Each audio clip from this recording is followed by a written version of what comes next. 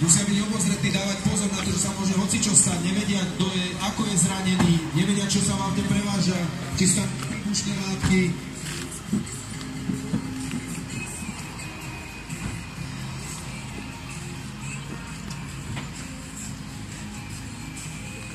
Takže nech sa páči, kľudne môžete ísť bližšie, pozrieť sa, čo sa všetko deje, hlavne nezavádzajte.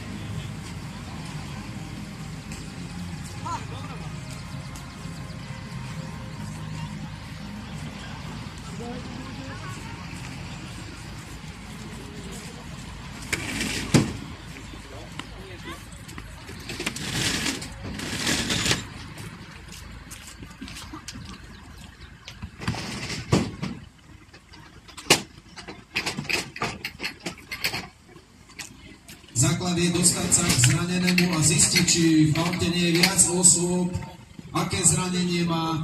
Samozrejme, nikdy neviete, či je zranená chrbtica alebo niečo, nejaké dôležité orgány, takže sa zafixuje. Pokiaľ je tam nejaká deformácia karosérie auta, sú použité mechanizmy, ktoré pomôžu vyprostiť človeka z auta, vystrihnúť.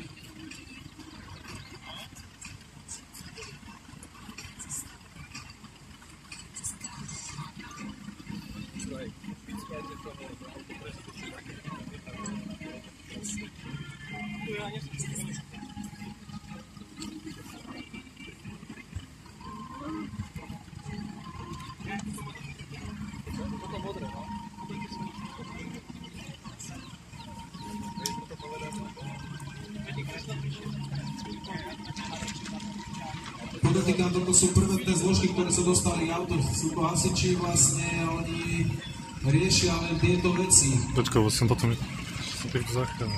Vyprostenie z auta, prípadnú možnosť vzniku požiaru, eliminujú ďalšie následky, ktoré by mohli nastať. A tú prvú zdravotníckú pomoc, ktorá vlastne trvá dovtedy, keď neprídu profesionáli z rýchlej záchrannej zložky, zdravotníci,